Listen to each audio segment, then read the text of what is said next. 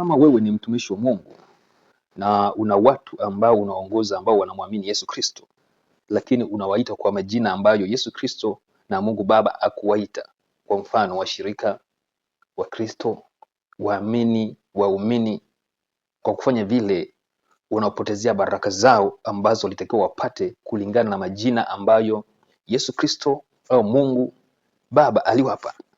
Kabla ya kuendelea, nikutolee mfano kidogo juu ya umuhimu wa majina. Ukiangalia toka mwanzo, kabla Mungu hajambariki mtu, alikuwa anampa jina au anambadilisha jina. Toka kwanza tunaona pale ni Ibrahim. Kabla kuitwa Ibrahim alikuwa anaitwa Abraham. Lakini Mungu alipotaka kumbariki, alibadilisha jina. Ina maana jina Ibrahim linabeba baraka. Tunakuja tena kwa Israeli. Kabla hajawa Israeli alikuwa anaitwa Yakobo. Ina maana jina Israeli linabeba baraka. Lakini huyo jamaa angeitwa kwa jina la kwanza Yakobo, zile baraka za Israeli asingeweza kuzipata. Tunakuja vile vile kwa mfalme Gideon. Na vile vile ukiangalia Yesu Kristo kabla hajazaliwa, kitu cha kwanza kimetangazwa ni jina. Kwa hiyo unakuta jina ni muhimu sana kwa sababu ndio linabeba identity, linabeba asili, linabeba baraka, linabeba kusudio la Mungu kwa yule mtu.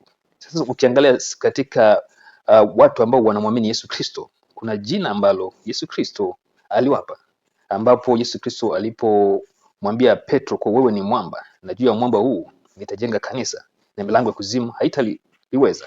Hasa unakuta waamini wanatakiwa waitwe jina la kanisa, maana ndio jina ambalo Yesu alisema milango ya kuzimu haitaliweza.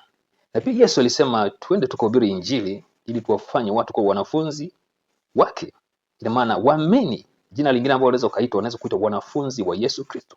Kwa hiyo kama wewe ni mtumishi, una watu ambao wanamwamini Yesu Kristo, usiwaite kwa majina ambayo Yesu Kristo au Mungu Baba akuwaita. Waite kama wanafunzi wa Yesu au waite kama kanisa. Ina maana sana hii. Unaweza kuona kama ni kitu kidogo, lakini ina maana sana hii. Wewe angalia tu katika imani ya Kristo, baada ya kubadilisha jina kanisa tukalipa majengo, ina maana uwepo wa Mungu siku hizi upo kwenye majengo, umetoka kwenye watu ambao ndio walikuwa kanisa. Kwa hiyo kuna destiny change kutoka mtu kwenda kwenye jengo. Na kwa sababu gani? Kwa kufanya vile sasa tunakuwa tuna wadhulumu hawa watu ambao wanaamini, na kwa sababu wanaamini sana matamshi yetu kama watumishi wa Mungu, kwa wanaamini kile kitu au wanaamini majina ambayo tumewapa. Lakini Kristo hakuwapa watu wanaoamini Yesu Kristo majina ya kuwa wao watakuwa wa Kristo, wao watakuwa washirika, wao watakuwa waumini, bali alisema tuwafanye kuwa wanafunzi wa Yesu Kristo. Kwa hiyo jina ambalo tunataka tuwaite watu wanaoamini Yesu Kristo ni wanafunzi wa Yesu Kristo, na ni kanisa linalotembea. Tukiwaita kama ni kanisa linalotembea, watakumbuka kuwa wao ni sehemu ya ibada, watakumbuka kuwa wao ni mahali pa ibada, watakumbuka kuwa wao ni hekalu la Roho Mtakatifu, watakumbuka kwamba wao ni ibada inayotembea.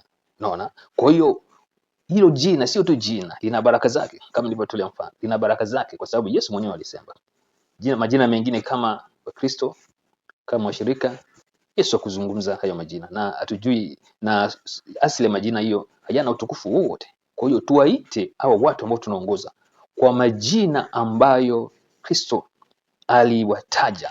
Tusiwabatize kwa majina mengine.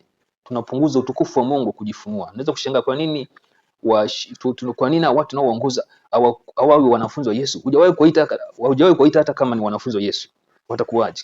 Lakini anza leo waite kwa nyie ni wanafunzi wa Yesu, nyie ni kanisa. Uone watakavyobadilika. Wataanza kuishi kama kanisa vile, watakuwa na ibada mioyoni mwao, na watakuwa wanafunzi wa Yesu, watakuwa wanafundishwa na Roho Mtakatifu, na watakuwa kuishi maisha mazuri ambayo yanampendeza Mungu sawa sawa na Yesu Kristo.